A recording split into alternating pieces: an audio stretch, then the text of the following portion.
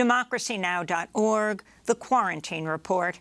I'm Amy Goodman in New York with Juan Gonzalez, broadcasting from his home in New Brunswick, New Jersey. Hi, Juan. Hi, Amy, and welcome to all of our listeners and viewers across the country and around the world.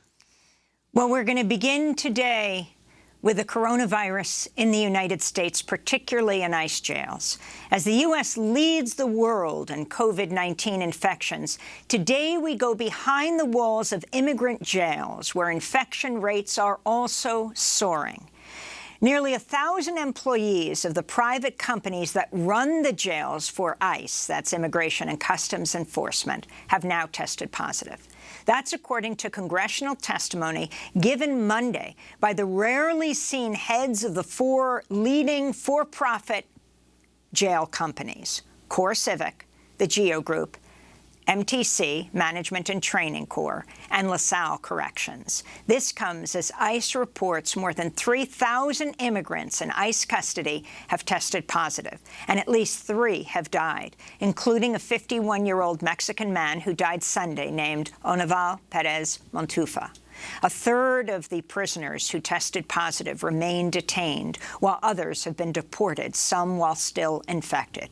Also Monday, a federal judge said he'll wait until next week to rule on whether migrant parents detained by ICE in family detention centers should be released in order to mitigate their exposure to COVID-19. The decision means ICE could begin to separate more than 300 more children and parents starting Friday, the deadline set by a federal judge in California for ICE to release children from its 3 family detention centers, but not necessarily their parents. Meanwhile, experts are set to testify today before Wednesday before the House on children in Customs and Border Patrol custody. For more, we're joined by reporter Jacob Soboroff, who's gone inside these ICE jails, witnessed kids in cages at the border when the Trump administration began carrying out its child separation policy in 2018. More than 5,400 children were separated as a direct result of the Trump policy. Jacob Soboroff writes about this in his new book, Separated: Inside an American Tragedy. This is Jacob reporting from an ICE detention facility in McAllen, Texas in 2018 for NBC, as Trump administration officials denied children were being held in cages. This is the first time ever that children have been separated on a systematic basis. Look at those photos right there from their parents, and that is because of the Trump administration. People in here are locked up in cages, essentially what look like animal kennels. I don't know any other way to describe it, and strangely, the Washington Post gave Senator Jeff Merkley what they call 3 Pinocchios for saying that kids were locked up in cages in here. That's exactly what I saw today. What's different than what was going on in this building during the Obama administration is the systematic separation of children from their parents under this zero-tolerance policy. That's Jacob Soboroff in 2018. He joins us now from Los Angeles for more. He's a correspondent for NBC and MSNBC, received the 2019 Walter Cronkite Award and the 2019 Hillman Prize for his reporting on child separations. Jacob, welcome to Democracy Now! Congratulations on your book. If you can start off by telling us exactly how many children and parents you believe are still separated, and then comment on this latest news of a federal judge and what he's doing about separations. First, Amy and Juan, I wanted to say to you both, it's an honor, truly, to be on with you. The honest answer is, I don't know. The U.S. government doesn't know, and the ACLU, which won the reunification of the children separated by President Trump and the Trump administration under zero tolerance, doesn't know either. The only thing we do know is that 5,400 children were systematically taken away, tortured, in the words of Physicians for Human Rights, a Nobel Peace Prize winning organization, by the Trump administration for no other reason than to deter families from coming to this country. And while there were 2,800 kids in that first initial group separated under zero tolerance, there were about 1,000 plus separated before record keeping began officially, and 1,000 separated since. And so there are still attempts to locate and reunify families that were both deported to their home country without their children, parents, I should say, and then families that were separated and maybe in the interior of the United States, but the government just simply can't track them because of shoddy record keeping. And that's one of the things that I write about in the book. There were attempts time after time by career officials in the government that did have the best interests of the children at heart to keep track of them. But the Trump administration at multiple key inflection points stymied those efforts, including Scott Lloyd, the former director of the Office of Refugee Resettlement, who considered destroying a list of separated children and parents when it leaked to the New York Times. And then as far as the children, 335 parents and children who are at risk of separation today. You talked about it earlier in the broadcast, but the simple version of that story is that the Trump administration could release parents and children together from ICE detention right now as we're all talking to each other. They simply refuse to do that, despite the fact that their lawyers are literally pleading for their lives because of coronavirus, which is spreading rapidly through not just adult ICE detention centers, but is now in family detention centers as well. And so while coronavirus threatens their lives, the government has chosen to let this July 17th Friday deadline approach, where Judge G here in California has told the administration to release the children, but the administration will not commit to releasing them with their parents. Well, Jake, specifically on the coronavirus situation, how has that thrown the current immigration detention system into further chaos? President Trump has even been using it as a justification, a further justification for his wall and for keeping out asylum seekers as well as undocumented immigrants. You would think that the officers of ICE themselves would begin to lobby for release because of the threats to their own health. As a matter of fact, Juan, I spoke to one current employee at the Eloy Detention Center in Arizona, one of the detention centers with the worst instances of coronavirus. And the way he described it to me inside was a war zone in our reporting for NBC News. And what he meant by that was that he alleged that they were sharing PPE, personal protective equipment. The first word is personal, yet he alleges that CoreCivic, the private prison company that owns the facility, is not giving them adequate personal protective equipment. Detainees are being housed together, both infected and non-infected. At least they were, he alleges. The bottom line is release is the only way to save the lives of people in custody absent very stringent quarantine and health measures. And when you talk to at least this employee, and we talk to multiple employees at that particular detention center, when you talk to lawyers who represent children in ICE detention, jails basically for families, there are some families in these detention centers who have been there nearly a year when the Flores settlement agreement stipulates they can only be in there for 20 days. They say the only way to save lives is to let people out at this point. And again, that's sort of what I wanted to, I mean, frankly, I didn't understand at the time. And that's just the simple truth. When I was in the middle of covering family separations, how bad this was, how we got to this point, but how much worse that it could get. And people said to me at the time, it's going to get worse than this, even though President Trump on June 20th, 2018 signed that executive order. I was warned it was going to get worse. I didn't understand what that meant. Yet here we are, where you have children at risk of dying inside detention simply because the government continues to dangle family separations over these parents. And what about these companies, these private companies like GEO, CoreCivic, MTC that testified Monday before the Homeland Security Committee? How big a portion of the detention business do they have? And could you talk about how what kind of oversight there is over them and what their profit levels are like in this situation? The majority is the answer. And yesterday, before the House Homeland Security Committee, which we were watching closely, they were asked some of these key pieces of information that have been emerging in not just our reporting, but amazing reporting from other journalists over the course of the last couple weeks and months during the virus, including chemical agents being used. I mean, things that have been documented in the press. And we heard from several of these leaders statements that directly contradicted reporting that was out there. And frankly, I wasn't surprised. These sites have been described as black sites. I've been inside the Adelanto ICE detention center in the high desert here in Southern California, where the Inspector General of the Department of Homeland Security observed nooses in cells of detainees.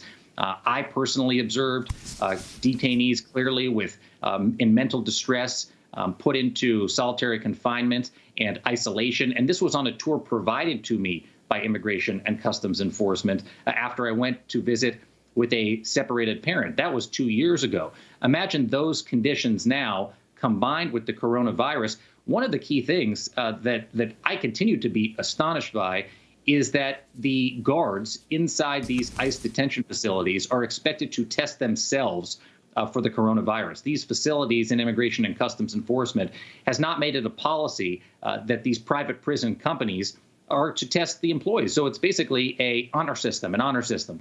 And so if an infected employee doesn't test, is asymptomatic or is symptomatic and comes to work, the problem is very obvious.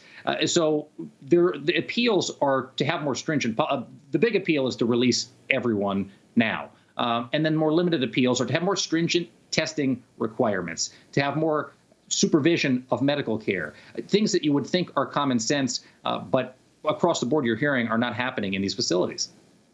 And Jacob Soboroff, can you tell us about your dinner with Katie Waldman? She's now Katie Miller, Vice President Mike Pence's press secretary, just recently married to Trump's senior advisor, Stephen Miller, known for his fierce anti-immigrant sentiments. But before that, Katie Miller was Kirstjen Nielsen's spokesperson at Homeland Security, vehemently defending the administration's family separation policy. Talk about that day. Sure. Well, Amy, I went out to dinner with then Katie Waldman, now Katie Miller, and my colleague, Katie Tur, the MSNBC anchor. And we were having what's known as a source dinner, not off the record, just discussing the topics of the day and what Katie Miller was currently working on. And Katie Tur and I were asking Katie Miller about the experience, and this is after the family separation policy had ended, about defending the family separation policy. And I'm paraphrasing here, the exact language is in the book, but Katie Miller said that DHS, her colleagues, had sent her to the border because they believed she lacked compassion during the separation crisis, and they wanted to make her more compassionate, to which I asked, did it work? And she said, and I said to her, did it work? You know, I'll never forget what I saw. And she said, no, it didn't work. It didn't make me more compassionate. And I asked her point blank, are you a white nationalist? And Katie Tur sort of sat up in her chair when I asked Katie Miller that. And she said, no, but I believe if you come to America, you should assimilate. Why should we have little Havanas? And in that moment, I was taken aback. I didn't know what to say. What do you say to someone at that point? But the reason I included this in the book is it shows the underlying thought process, sort of the intentionality of the people involved in the separation policy, despite the fact that they were warned on multiple occasions and people continually pressed back in them. And when Kayleigh McEnany, the White House press secretary, was asked about this last week, she said that Katie Miller denied that she said this as written. If that's the case, ask Katie Tur, ask the other sources who have come forward to me before this book came out and subsequent to the book coming out, sharing with me that she said similar versions of that exact story to them. And again, if you don't believe me, you're believing someone who stood up for Kirstjen Nielsen, denying that a family separation policy ever existed, when not only I saw it with my own eyes, but we as a nation saw it with our own eyes. I find it preposterous that Katie Miller would deny that she said that when it's all out there for everybody to see. Jacob, interwoven throughout your book is the story of Juan and Jose, a father and son from Guatemala who said they were fleeing narco-terrorists. Tell us their story and what happened to them in the United States. Yeah, the reason I wanted to include Juan and Jose, and those are names that they picked to protect their privacy and the lives, frankly, of their family, whom they left behind in Guatemala, is because their story isn't perfect. Juan had come to the United States several times before as an economic migrant, worked and returned. And he told me that openly. He wasn't ashamed of that. But he did return to the United States with his son once they faced threats from narcos in Petén, Guatemala, in the north of Guatemala. And so he decided to flee. And when they did flee and they made it to the United States after, as everyone knows, one of the most dangerous journeys anyone can choose to make, and you don't make that decision to take that journey lightly, they were separate. When they got to the border, they saw the Border Patrol, who they intended to turn themselves into in order to seek asylum. They were brought to the Yuma Border Patrol Station, where incidentally President Trump visited for a press conference just a couple weeks ago, and were almost immediately separated. Juan led to one cell, Jose led into another cell, and they didn't see each other again for nearly 5 months. Juan being brought to Adelanto, to the ICE detention center I mentioned to you in the high desert of California, and Jose being brought to a shelter in South Texas. And Jose and Juan were almost never reunited, to be honest with you. They were, Juan was coerced into signing away his rights to be reunified with his son, almost joined the group of 400 parents deported without their children by the Trump administration. And were it not for an immigration lawyer named Lindsay Kozlowski at the Immigrant Defenders Law Center here in Los Angeles, they may never have been reunited. And that's one of the things from their story I wanted to include in this book as well, that immigration attorneys, the work they do is so extraordinary. To me, and I learned about this during this process, is important as any first responder on any front line. And the courage and the determination of this one father and son, the willingness to share their story so that this doesn't happen again, and that's why they told me they shared their story, is why I wanted to put them in the book. And just one other thing, quickly, if I may, when I was down on the border with President Trump a couple weeks ago, Juan said to me, if you see President Trump, do me a favor and ask him a question.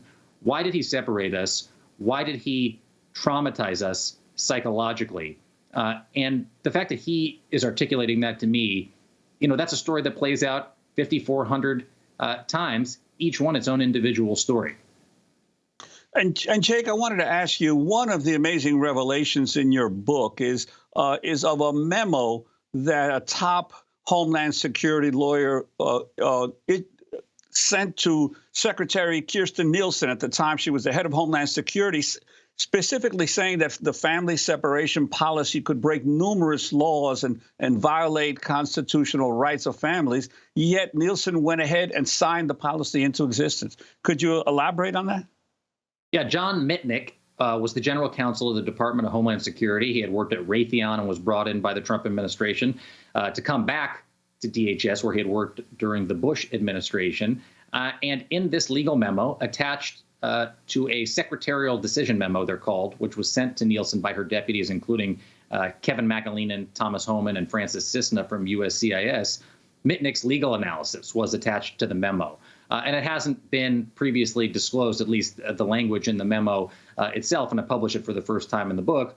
You said it, Juan. She was warned that family separations would be violative of multiple U.S. laws, and not only that, potentially violate the U.S. Constitution and the due process rights of the migrants coming to this country, their human rights. Yet, Nielsen decided, after a period of time where she sat on the memo and deliberated, to sign what was called Option 3 in this decision memo, to separate families from their children. And to me, it makes the denial that this policy ever existed by her. And she sent out this famous tweet: "We do not have a family separation policy, period." She also stepped up to the podium in the White House briefing room for that disastrous press conference, I think a lot of us remember, to deny the policy.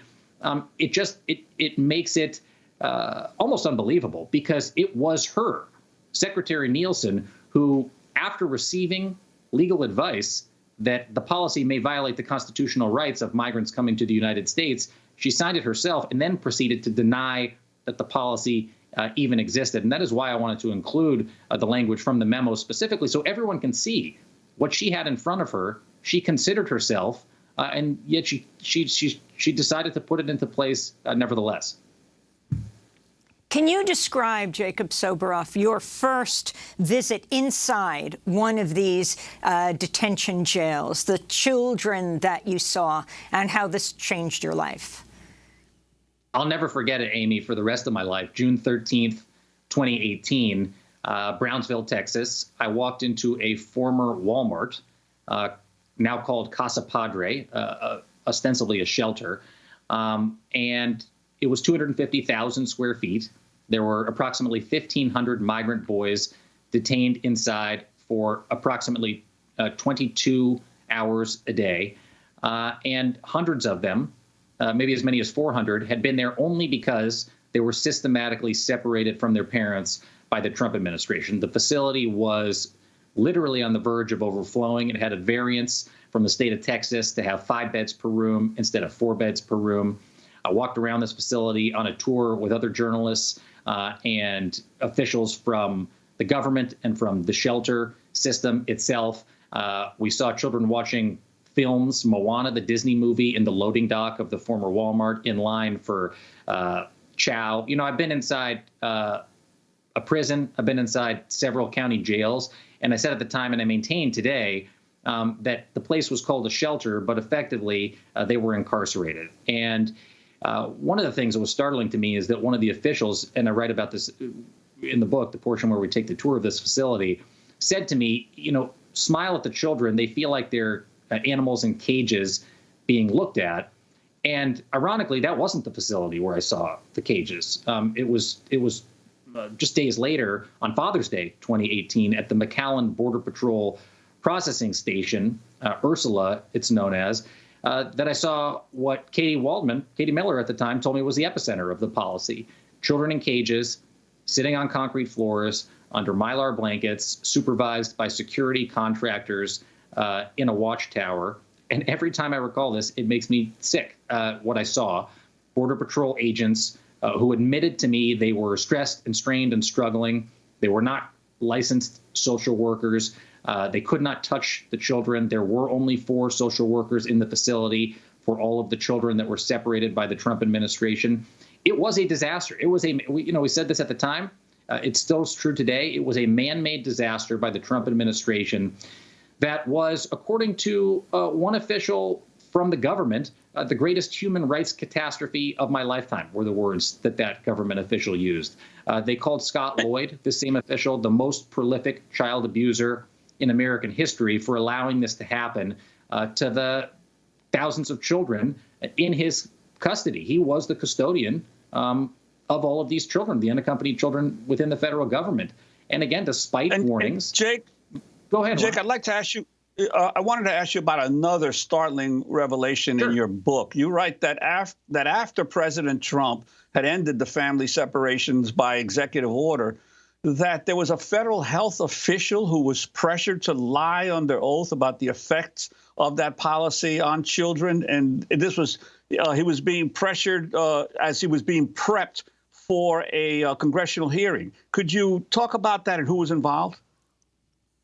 Yeah, you're talking about Commander Jonathan White, who was the federal health coordinating official, who was one of the officials that had warned politicals within the government of the horrible effects that the separation policy would have on children. Commander White was a career official from the Public Health Service Commission Corps, which incidentally is now being dispatched to deal with the coronavirus, and had warned the government that family separations would have horrific effects on children. And so when they were in what's known as a murder board, a practice session, Commander White and several other officials, including Scott Lloyd, if I'm not mistaken, for the first congressional hearings into the separation policy, there was a huge argument over whether or not those who would testify would say that family separations were harmful to children, scientifically harmful. And yet again, Katie Miller was in that room, and Commander White, according to several people who were in the room, got into a big argument with Katie Miller. She said to him, "You're a bleeding heart liberal," and essentially pressured him to say that family separations were not harmful to the interests of children, despite the facts he knew they were. And ultimately, when Commander White appeared before this committee, he said exactly what he believed, despite the best efforts of officials within the Trump administration, including Miller and another spokesperson for Homeland Security who were in that room, who were pressuring him not to do so. As we wrap up, Jacob Soboroff, again, ICE reporting more than 3,000 immigrants in ICE detention have tested positive. At least 3 have died. Talk about what has to happen right now.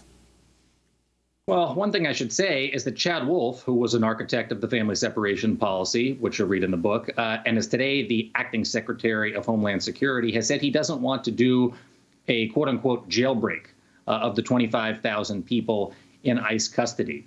And I think that every activist and lawyer for migrants would tell you that is not what's being asked of the administration currently. They're being asked to release medically vulnerable, medically sensitive people who are at risk in the facilities with the greatest incidences and occurrences of coronavirus, which has already killed employees of these facilities, including a sergeant at Eloy. And in the absence of this order yesterday by a judge in the D.C. District Court, this sets up this huge moment on Friday where you could have 335 parents and children separated by the Trump administration because the children have been ordered released, but the government, the Trump administration, refuses to release the parents. So in the midst of a global pandemic, a pandemic which rages through our immigration detention system, the Trump administration is not focused on releasing families who are vulnerable. At least that's what the lawyers and the activists say. They're focused on dangling this family separation 2 years after this horrific policy over families yet again. And I'm sorry to say that's where we are today. Jacob Soboroff, I want to thank you so much for being with us, correspondent for NBC News and MSNBC. His new book, Separated: Inside an American Tragedy. And this breaking news, the U.S. has just carried out its first federal execution in 17 years. Daniel Lewis Lee was executed this morning. Up next, the Washington NFL team, whose name is a slur against Native Americans, says it's dropping that name. We'll speak with one of the Navajo activists who led the charge to remove the R word from the team's name. Stay with us.